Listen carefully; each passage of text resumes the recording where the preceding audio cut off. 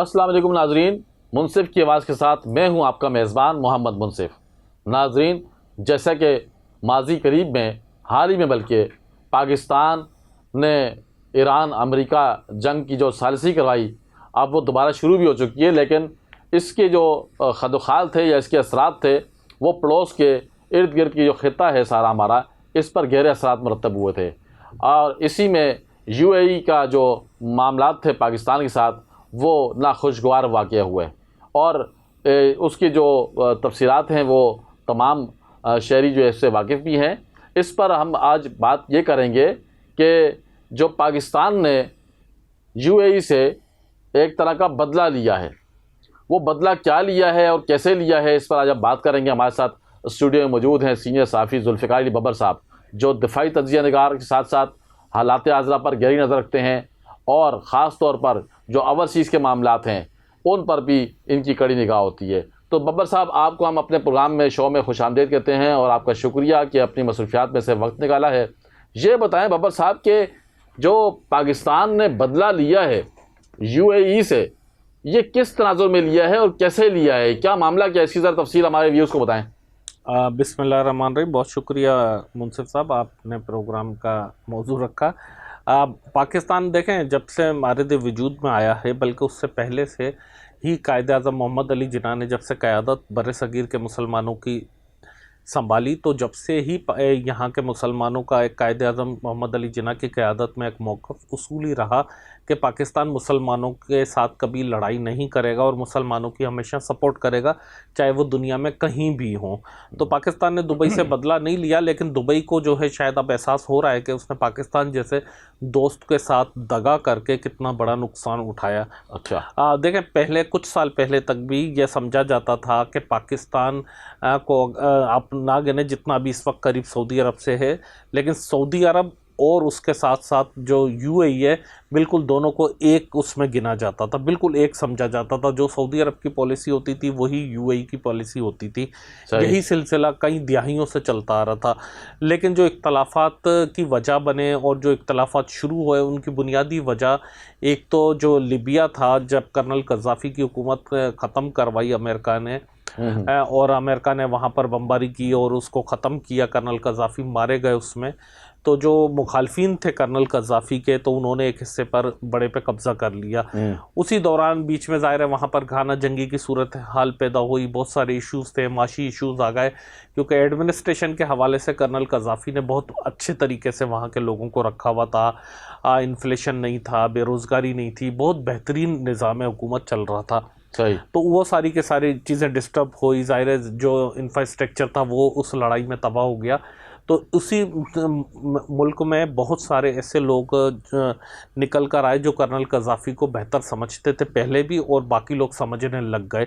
तो दो मुख्तलिफ राय, दो मुख्तलिफ सोच और मुख्तलिफ नज़रियात के लोग आमने सामने हो गए, और एक को जो है सऊदी अरब की सपोर्ट रही, और जो वहाँ के फील्ड मार्शल भी कहलाते हैं, जो वहाँ पे एक बड़े हिस्से को लीड करते हैं, बाकी जो छोटे हिस्से को लीड करते हैं उसको यूएई की सपोर्ट रही। यही यमन में हुआ कि जो बगावतें चल रही थी, तो एक हिस्से को जिसको सऊदी अरब और यूएई मिल के सपोर्ट कर रहे थे, यूएई ने बीच में से दूसरे हिस्से से बातचीत शुरू कर दी, जो मुख्तलिफ इस्लामी मुल्कों में चल रहा है। अभी वहाँ पर अगर लिबिया का हम देखें सिनेरियो, तो दो अलग अलग हुकूमतें अलग अलग हिस्सों में लिबिया तकसीम हो चुका है। जिस तरह सीरिया में, शाम में भी यही सूरत हाल है, अफ़गानिस्तान में भी यही सूरत हाल रहती है कि जिसका जहाँ ज़ोर होता है वो हुकूमत होती है।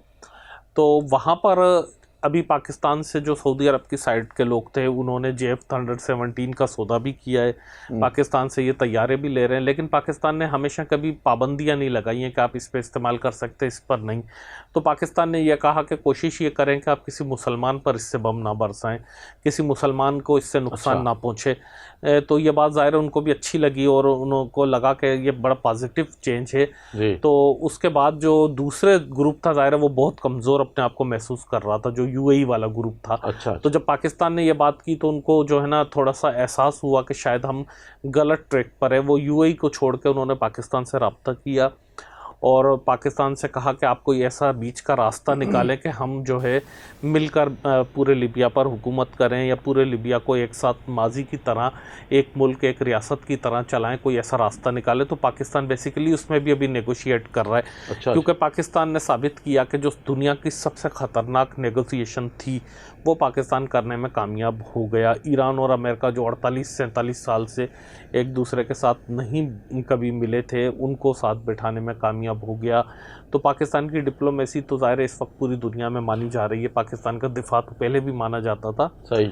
तो अब यूएई जो है वो बिल्कुल एक तरीके से आइसोलेट हो गया, यानी कि यूएई जिनके लिए सऊदी अरब से, पाकिस्तान से और जो बाकी इस्लामी मुल्क थे, इस्लामी ब्लॉक था, उससे अलग हो गया था कि वो अपने इन्फ्लुएंस चाहता था दुनिया के मुख्तलिफ जो इस्लामी मुल्क हैं वहाँ पर अपने ग्रुप बनाकर और अपने जो उनको जंगजू पैदा करके हथियार और पैसे की मदद से हथियार कभी इसराइल से लेता था, कभी इंडिया से ले रहा था, और वो एक अकेला मुल्क ऐसा लग रहा था कि जैसे बिल्कुल अलग डायरेक्शन पर जा रहा है। तो अब शायद उसको बड़ा लॉस हुआ है, बड़ा धचका लगा है। अभी भी अगर उसको अकल नहीं आई तो मेरा ख्याल है कि यूएई को बहुत ज़्यादा आने वाले वक्त में नुकसान होगा।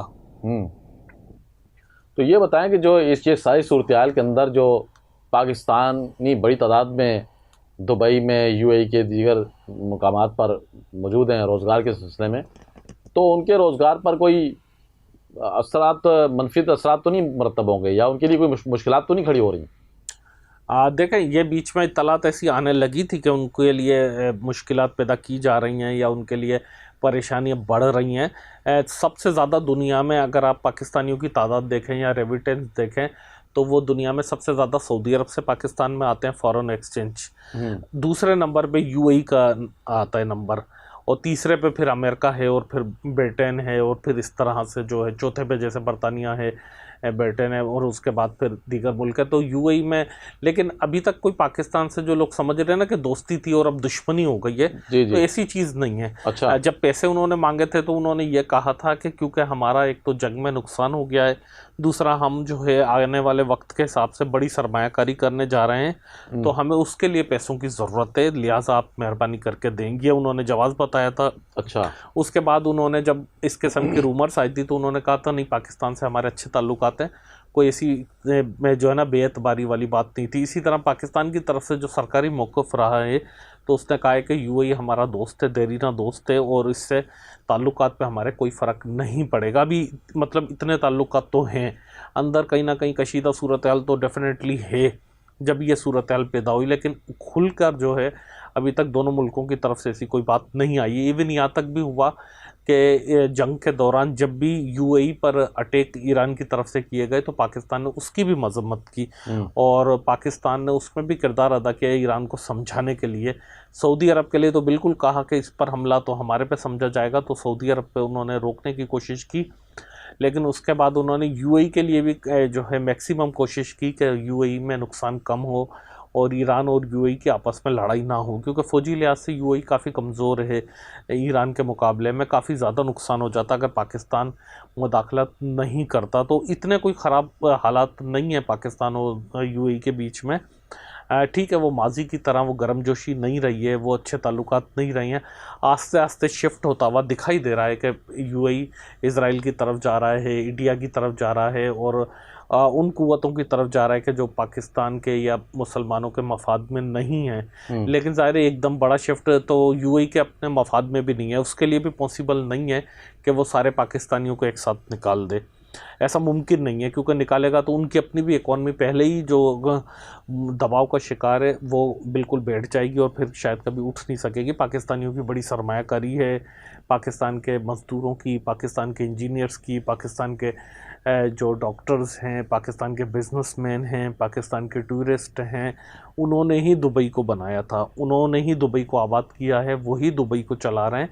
तो ऐसा नहीं है कि हमें लगता है कि हम शायद वहाँ से कमा रहे हैं पैसा और दुबई हम पर एहसान कर रहा है तो हम वहाँ पर खर्च कितना करते हैं।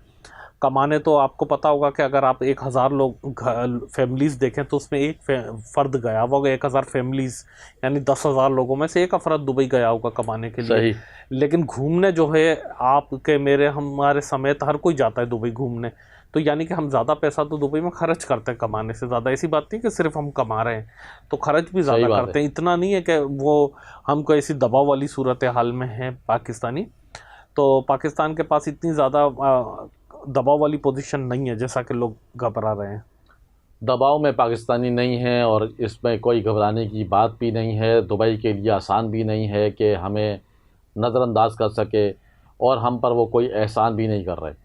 तो पाकिस्तान की जो पॉलिसी है, पाकिस्तान की जो जितनी भी इसमें मैं समझता हूँ कि सियासी बसीरत है, बहुत अच्छे तरीके से टैकल कर रहे हैं और हम उम्मीद करते हैं कि सफ़ारती ताल्लुकात के नतीजे में आइंदा दुबई वापस रुजू करेगा और ये जो मामलात हैं, जो कशीदगी की तरफ इख्तियार किए जा रहे हैं या फिर जो है कि जो दूरियां पैदा हो रही हैं, ये फ़ासले कम होंगे और एक मरतबा फिर जो है कि ये जो मुस्लिम रियासतें हैं आपस में अच्छे दोस्त की तरह आपस में ताल्लुकात रखेंगी। तो नाज़रीन, इसी तरह के मज़ीद और दिलचस्प तबसरे, तज्ज़िये, ख़बरें हम आप तक लाते रहेंगे।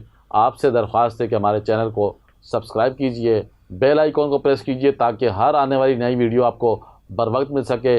वीडियो को लाइक और शेयर कीजिए। कमेंट्स बॉक्स के अंदर अपनी तामीरी तनकीद, मशवरे और तजावीज़ देना मत भूलिएगा ताकि हम बेहतर से बेहतर प्रोग्राम आप तक ला सकें। आइंदा प्रोग्राम तक मुझे और मेरे मेहमान जुल्फ़िकार बबर साहब को इजाज़त दीजिए। तब तक के लिए अल्लाह निगहबान।